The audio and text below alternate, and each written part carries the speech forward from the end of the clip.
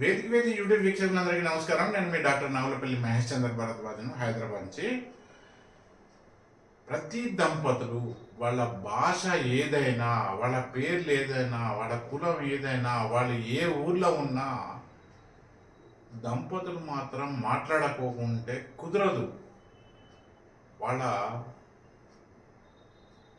ఇద్దరి మధ్యన సంభాషణ అంటూ లేకుండా అతను ఉండనే ఉండదు, జరగదు. అయితే ఇక్కడ ఏంటంటే ఈ జ్యోతిష్ శాస్త్ర ప్రకారం కానీ ఇంకా ఏదైనా కానీ భౌతికంగా చెప్పినా కూడా ఈ దంపతుల మధ్యన ఈ భర్త అనేవాడు ఫైర్ ఎలిమెంట్, అగ్నితత్వానికి సంబంధించిన వాడు. బయటకు పోయి పనిచేయాలి, శక్తి కావాలి, మానసిక శక్తి కావాలి, శారీరకమైన శక్తి కావాలి. ఒక నిప్పు వెలగాలంటే ఏం కావాలి? దానికి గ్యాస్ సపోర్ట్ కావాలి. మన ఇంట వంట వండుకోవాలంటే సిలిండర్లో గ్యాస్ ఉండాలి కదా. ఇంతకుముందు అంటే పొయ్యిల కట్టెలు ఉండాలి కదా. పొయ్యిల కట్టెలు ఎక్కడి నుంచి వచ్చినాయి? చెట్టు నుంచి వచ్చినాయి. అంటే ఒక వాయుతత్వం. అంటే ఒక నిప్పు వెలగాలంటే వాయువు ఎలా అవసరమో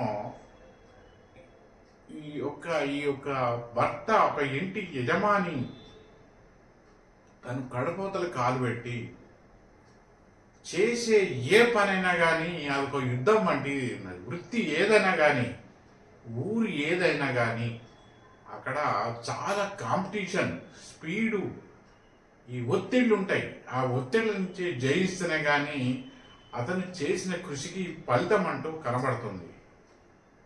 అయితే ఇక్కడ ఏంటంటే గత 2000 సంవత్సరాల తర్వాత, 2000 తర్వాత, ఈ 1990 సంవత్సరాల నుంచి తర్వాత పెళ్లిళ్ళు చేసుకున్న విషయాన్ని గమనిస్తూ ఉంటే ముఖ్యంగా 2000 సంవత్సరాల నుంచి ఈ ఫెమినైన్ ఎనర్జీ డామినేషన్ పెరిగింది. ఫెమినైన్ అంటే స్త్రీతత్వం అనేది పెరిగింది. అయితే ఈ నిప్పుకు గాలి సపోర్ట్ చేయాలి, కానీ నీళ్ళు చల్లితే అది చల్లారిపోతుంది, బలహీనం అయిపోతుంది. నిప్పు మీద నీళ్లు పడితే చల్లారిపోతుంది, బలహీనం అయిపోతుంది, శక్తిహీనం అవుతుంది, ప్రతి ఒక్కరికి తెలుసు. అంటే ఇక్కడ ఏమవుతుందంటే భార్య తన భర్తను కించపరిచిన, ఇతరులతోనే పోల్చుకుంటా ఒక విధంగా ఎగతాళి చేసిన, ఏ విధంగా మాటలతోని కానీ చేష్టలతోని కానీ ఈ భర్తను అవమానపరిచిన, హర్ట్ చేసిన, వారి మనసు నొప్పించిన, అక్కడ అప్పులు గ్యారంటీ, గొడవలు, అప్పులు, ఈఎంఐలు, గోల్డెన్ లోన్స్, వడ్డీలు ఇలాంటివి ఉంటాయి. మగవాడు చేసి అంటే వాడు తాగి తందాలాడి పేగాట్లాడి నష్టం చేస్తే ఏం లేదా అని అనకూడదు. నేను ఒక ఇన్ జనరల్గా మాట్లాడుతున్నాను. చెడలవాట్లతో వ్యసనాలకు గురై అప్పులు చేస్తే దానికి నేను చెప్పేది ఏం లేదు. ఒక భర్త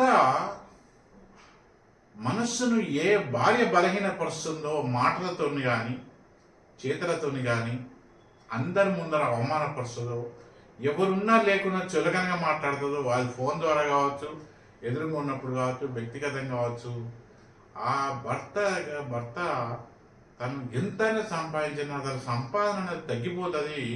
ఈ ఖర్చుల దగ్గర సంపాదన సరిపోక ఇతరుల దగ్గర అప్పులు చేయాల్సి వస్తుంది.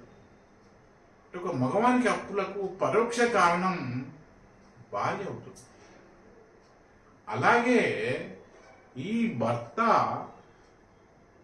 ఈ హస్బెండ్ అను, ఇంకా నువ్వు ఇంగ్లీష్ కానీ ఇంకే భాషలో ఏమైనా చెప్పు, ఈ హస్బెండ్ అనేవాడు తన మేల్ డామినేషన్తో తానే సంసారం నడుతున్నావు, తానే గొప్ప, తన మాట చెల్లాలి, నేనే ఇంటికి పెద్ద అని గిట్ట భార్య మనసు గిట్ట నొప్పిస్తే, భార్యకు సరిగా సహకరించకుంటే, భార్య మాట సరిగా అర్థం చేసుకోకుంటే అక్కడ నగదు రూపాయలకు ఇబ్బంది అవుతుంది. సిలిండర్లో గ్యాస్లు ఉడిచిపోతే నువ్వు స్టవ్ వెలిగేది కదా, మంట మండదు కదా. అలాగే భర్త ఏ కారణం వలన భార్య మనసు నొప్పిస్తే అక్కడ నగదుకి ఇబ్బంది అవుతుంది. ఏ పని చేయాలైనా చేయలు, అన్ని పెండింగ్ పడతాయి. నేను గత 30 సంవత్సరాల నుంచి అనేక కుటుంబాలను దేశ విదేశాల్లో గమనించి చెప్తున్న విషయం ఏంటంటే, నా సిన్సియర్ అడ్వైజు మీరు ఇవాళ ఏ స్థితిలో ఉన్నా మీకు ఆర్థిక ఇబ్బందులు జరగకుండా, ఈ అడ్వాన్స్ ఖర్చులు రాకుండా, మోసపోకుండా, ఇతరులతోని చులకన భావం అంటూ ఉండకుండా, ఈ క్రెడిట్ కార్డులు, ఈ ఈఎంఐలు, ఈ అప్పులు, చేబదులు, ఈ ఆర్థిక ఇబ్బందులు, ఈ మెడికల్ బిల్లులు ఇలాంటివి మీకు ఉండద్దు అనుకుంటే ఫస్ట్ దంపతులు ఒకళ్ళనొకళ్ళని చులకన చేసుకోకూడదు. మీ ఇద్దరి మధ్యన సంపాదన మీ యొక్క ఆర్థిక స్థితిగతుల మీద 100% ప్రభావం చూపెడుతుంది.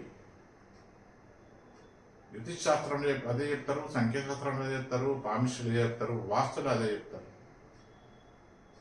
ఏ విషయాన్ని ఏ రూపంలో చెప్పినా ఆన్సర్ అదే. జీవితం అన్నాక సమస్యలు గ్యారెంటీ ఉంటుంది. ముక్కున్నంతసేపు ఎప్పుడో ఒకసారి జలుబు దగ్గు పడుతుంది.